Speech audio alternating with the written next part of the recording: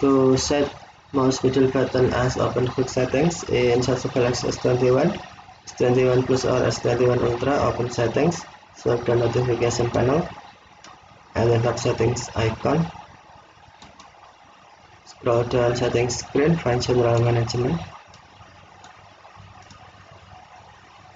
and then tap general management. Select mouse and trackpad,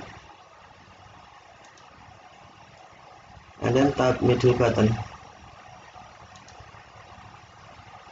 Select open quick settings, and then tap back button to save. Now middle button set as open quick settings. Okay, thank you for watching. Have a nice day.